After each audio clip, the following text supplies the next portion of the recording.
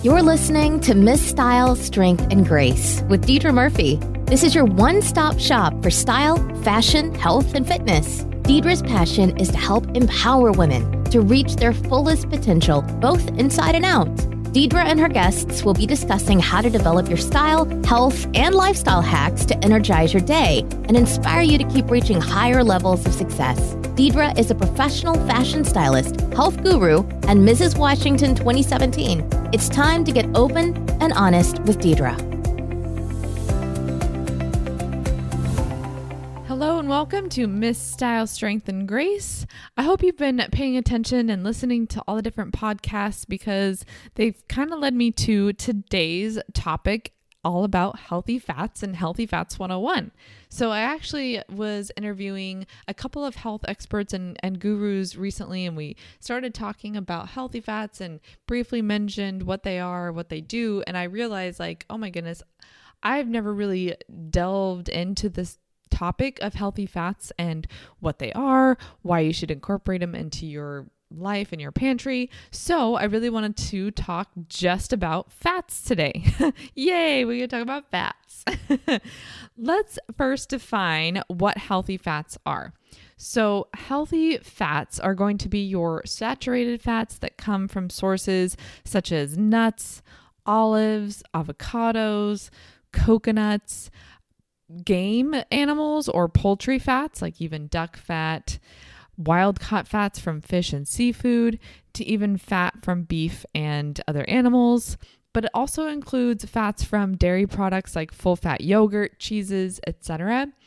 I do want to have a little side note on dairy fats specifically. They stay better for your system when they're actually raw. So if I have cheese in our house, I always make sure it's not only organic and from grass-fed cows, but that it's also raw cheese, because what happens is when cheese has been, or dairy products have been pasteurized, it kills all the good natural flora and bacteria that are in there that are safe for our system that help actually regulate our flora balances in our guts. So just a little side note, when I mention, yogurts or fats or cheeses, I'm usually referring to raw and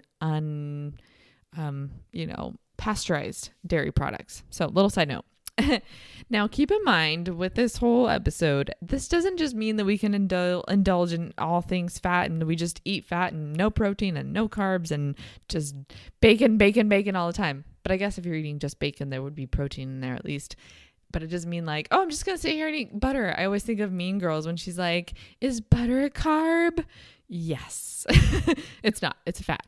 Anyway, so all things still need to be in moderation. Now let's talk about fats that are trans fats and the ones to avoid. So those are your things like canola oils, vegetable oils, margarines, hydrogenated fats and oils. These are things really not found in nature, and therefore our bodies have a hard time breaking down. So an easier definition of a healthier fat would be ones that you can easily find in nature, and they're generally not man-made. It's a general rule of thumb to keep in mind when you're searching for fats to have in your pantry and in your cupboards.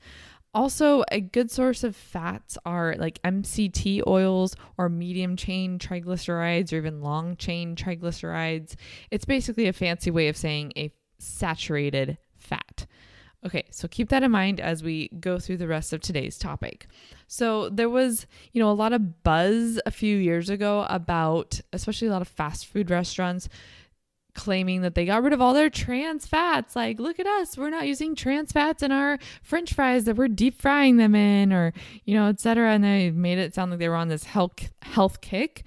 But, at the end of the day, French fries are still French fries, whether they're cooked in saturated fats or non-saturated trans fats, whatever. So just keep that in mind. Doesn't mean you can go to McDonald's and just have a heyday with all the French fries.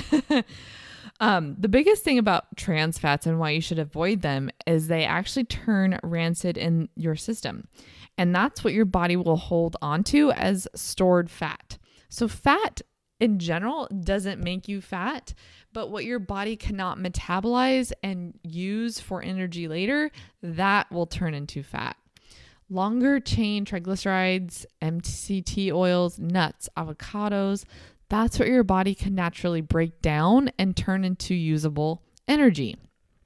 So it was actually a few years ago when I first started dating Chris, who's now my husband, and he's a wellness doctor and an expert. And he was the first one to say to me, fat doesn't make you fat. Because I just didn't know. I didn't know anything about health and wellness. And I grew up in a household where we just kind of ate whatever. And I was like, fat doesn't make you fat, huh? So what happens is a lot of times the high carb but really low fat diets, it produces your body or makes your body turn into a sugar or just a carb burner. So you can't burn fat for fuel. And then your body will cling and store the carbs and reserve it. So that's what turns into fat. So more information probably on future podcasts about fat or carbs, and sugars and why those actually turn into fat in the system. But overall, high fat, really low high carb, really low fat diets don't necessarily work long term for making health goals and really being a fat burner instead of a sugar burner. So when we use fat for fuel, not only does it turn us into that fat burner that we all want to be, but it helps with hormone balances, rebalancing the body.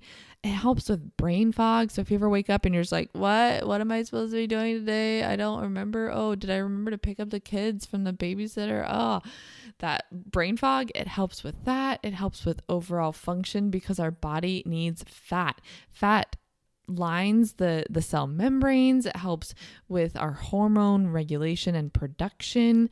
So we need good fats. Specifically for women, if you're struggling with hormone imbalances, menstrual issues, insomnia, a myriad of other female problems, high saturated fats will actually help regulate this. So when I was at my worst with my health issues and I had to kind of, rebalance my body, I actually lost my period. I don't talk about this with a lot of people, but for a period of over a year, I did not have a female cycle. Not just like, oh, it was irregular. No, I flat out didn't have a period for over 12 months. And, at first I thought like, okay, maybe am I pregnant? And I did, my husband was like, oh, gung ho for that. He's like, yeah, you're pregnant. And I'm like, wait a second. Did test after tests and they all came back negative. And I was like, well, maybe it's just one of those like early pregnancy things. And like 3 months later, try it again. Nope, not pregnant. Just didn't know how to regulate my body. So as I started introducing better fats into my system, like avocados and nuts and those saturated butters and coconut oil, after a few months, I was able to get my female cycle back. So hopefully if you're a dude and you're listening, which typically I don't have a lot of men listening, but hey, if you're out there and you're a dude, sorry if that made you uncomfortable, but hey, I got my period back. It was kind of funny. I remember like when I got it back, I was like, yeah, I got my period back. I think that was like the first time I was ever excited to have that back in my life. And I did want to talk too about bulletproof coffee. So there's been a lot of buzz about bulletproof coffee, and this can be a good way to also introduce good fats into your system and actually turn you into a fat burner first thing in the morning.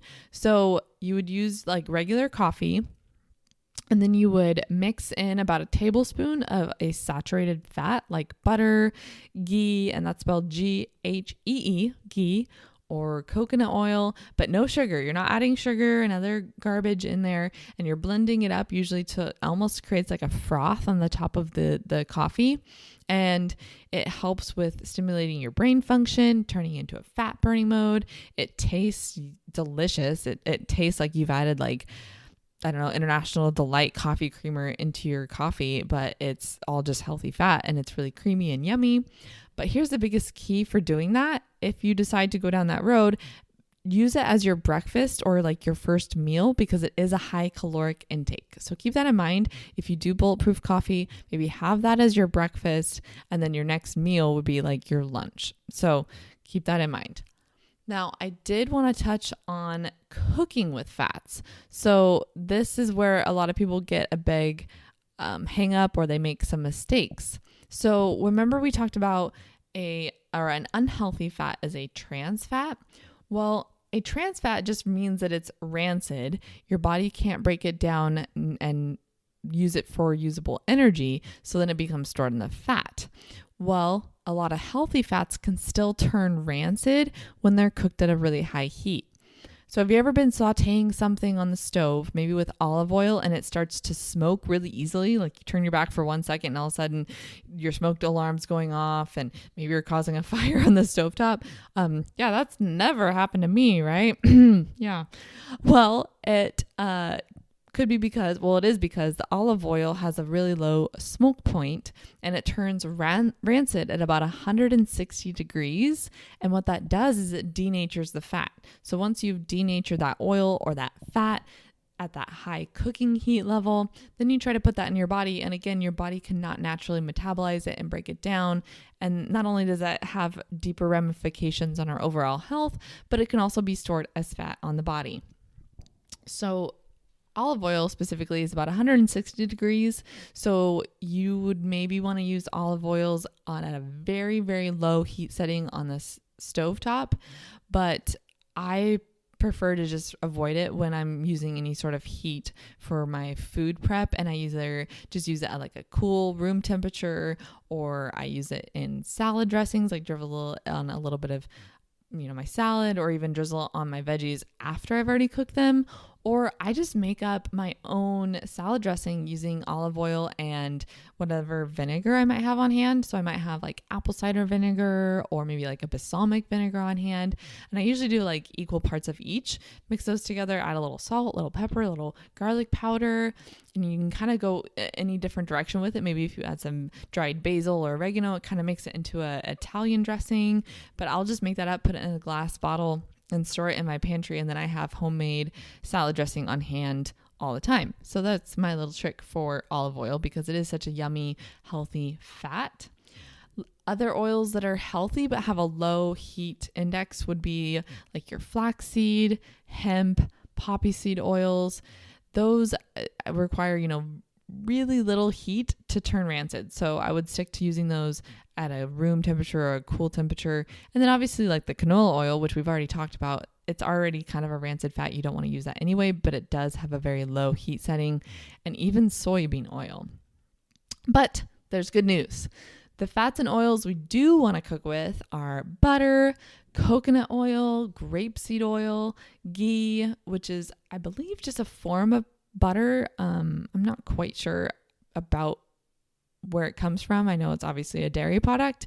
I've never really used it before because it's hard to find where I live organically. So if you live in a city, maybe you have a Whole Foods down the road, go get yourself some ghee. But they all have a very high smoke point and temperatures that they can stay safe at to use both on the grill, on the stove, or in the oven. And who doesn't love butter? I love sauteing my green beans or my Brussels sprouts in butter on the stovetop, and it's so yummy and it just gives it so much more flavor. And I'm like, yeah, I gotta use real butter. Now, keep in mind with all of this, my biggest caveat to this whole thing is it doesn't mean you can just enjoy butter all day, every day. Like, don't go eat a stick of butter. There's something to be said about calories in, calories out. So you still want to kind of track what your body does best with as far as your total caloric intake, but stick to using healthy fats, and you'll just see a huge increase in your energy and your overall health. I heard once recently about, and this was a number of years ago, where some county fairs across the country were doing deep fried butter at the food vendors at the fair. Yeah, that's something I would probably avoid. It might taste really yummy. I don't know. I've never tried it. So I guess there's that whole saying of don't knock it till you've tried it. But I think that's what I'm going to avoid personally. Now, I did want to also share a little story. So this was back when I was actually still teaching. I was teaching second grade at the time, and I was still such a novice at health and wellness, and I didn't track calories. I'd never tracked a macro. I didn't know what a macro was. I didn't know what a gram of fat or a gram of protein was, but I was switching up the way that I ate and my approach to health and wellness. And I I'd been dating Chris, who's now my husband, for almost a year at this point, and I was actually in prep for a pageant. I was prepping for Miss Washington USA, which is part of the Miss USA, Miss Universe organization. And, this is way before any struggles that I had with insomnia and weight gain and all my other health issues. So like I said, I was a novice at this, and I didn't have a ton of weight to lose. Like, I just wanted to kind of lean up for my pageant. And I had been introducing like these healthy fats, doing like lower carb, and still getting in a lot of good protein into my system. And like I said, I wasn't tracking or like counting calories by any way, shape, or form. And I had probably lost like maybe 3 to 4 pounds, but I had really lost body fat and I was looking a lot leaner. I had muscle for the first time in my life. And when I was still teaching, actually the school nurse like approached me and she said, Deidra, like, you are looking really good. How much weight have you lost? What have you been doing? Like, share me all your secrets. And, I told her like, hey, I'm really only down like 3 or 4 pounds, but the biggest thing is I'm leaning out because I'm using, some strategies like using good fats. I make sure I eat breakfast. I make sure that I'm, staying on point the rest of the day. And she was like, oh, like, well, what are you having for breakfast? I just find that I'm so rushed for time in the mornings that I either get like a bagel or, something with high carbs. And I said, well, I do a protein smoothie every morning. And that was what started my love affair with protein smoothies. And she was like, oh, what's in there? So I said, I put spinach in there, frozen berries, a scoop of protein powder, avocado, coconut oil, or almond milk, or not coconut oil, but coconut milk, or maybe almond milk, depending on what I have on hand, and blend it up. And that's my breakfast. And first thing she said, like, she didn't even let me finish saying what I was saying. And she's like, oh, no, that's too much fat. Like, you can't have that much fat. And I dropped the mic, walk away. No. And she's like, you can't have that much fat. That's way too much for your system. All you're going to do is put on weight and balloon out. And I kind of paused and I wanted to be like, wait a minute. You just told me that I was looking great, that I looked lean, and you asked me for advice, and I'm telling you what I'm doing, yet you don't believe me. But, I was like, well, I guess it seems to be working. I wanted to say the proof's in the pudding. I didn't say that, but I just told her, well, maybe try it, see if it works for your body. I found great results with it. I stay full. I don't have cravings. And obviously I'm having a lower body fat percent. So moral of the story, try it out, see what you think. I would definitely recommend switching to healthier fats, regardless of your goals. Like, if you want to lose weight, obviously go that route. But if you just want to maintain where you're at weight wise, but you want to have a healthier approach to your pantry for yourself, maybe for your hormones, for your kids, put these healthier fats into your pantry. And I would just get rid of everything else that is like a trans fat that might be in your cupboard or your fridge. So if you have margarine in your fridge, just toss it. Like, don't even worry about using it up and then replacing it with butter. And with butter specifically, I would definitely recommend all grass-fed from organic dairy cows, just because too, then it's going to have the right levels of fats. And I think I talked about that in a previous episode when it comes to why you should eat clean. But that, if you haven't listened to that one yet, go back and listen to why you should eat clean. And get rid of all the crap in your fridge and your pantry, replace it with healthy saturated fats, and you'll see a huge difference in your health, your brain fog, your hormones, etc. So I hope you are encouraged. And as always, if you have questions, I would love to hear from you. You can always email me, Deidra@stylebydedra.com, and I would love to answer your question on an upcoming episode. And by emailing it to me, you can stay anonymous. So that way you don't have to feel silly. There's no silly questions. I would love to share and help educate on health and wellness. So I hope that encourages you. Have a great day. Hey ladies, thanks for listening, and we hope you enjoyed today's episode. To help empower more women, please be a doll and rate, review, and subscribe to this podcast. For show notes and other free resources we mentioned today, go to stylebydedra.com.